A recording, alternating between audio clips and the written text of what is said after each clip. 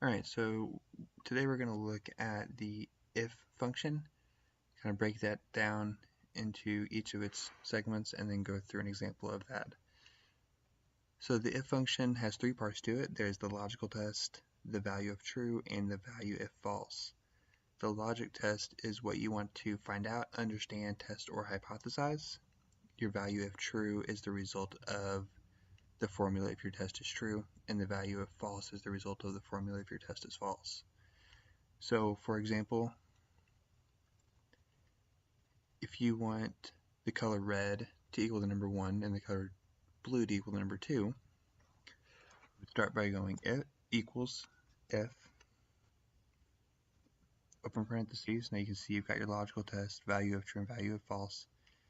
Logical test if B3 equals, now red is actually text, so you want to make sure you put that in quotation marks.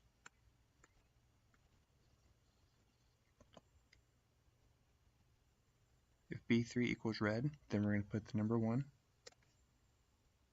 comma. If B3 does not equal red, we're going to put the number 2. Close your parentheses and hit enter.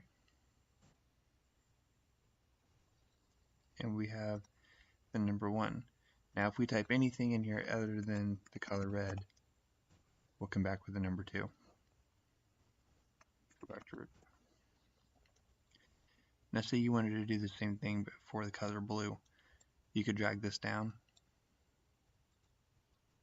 You can see that automatically defaults to the number 2. Again, if we change this to red, you'll be back with the number 1.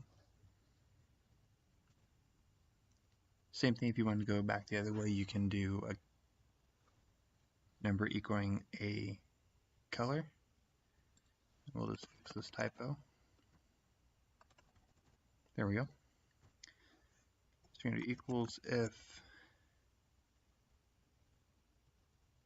B8 equals 1.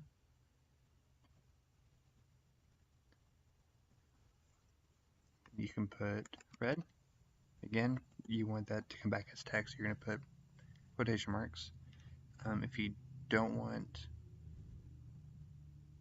it to be red, you can also do blue if it doesn't equal 1. We have red, and we have blue. Okay, so that is how you do an if function. If you have questions, feel free to send me a message on my YouTube channel. Make sure to like the video below and subscribe. Thanks.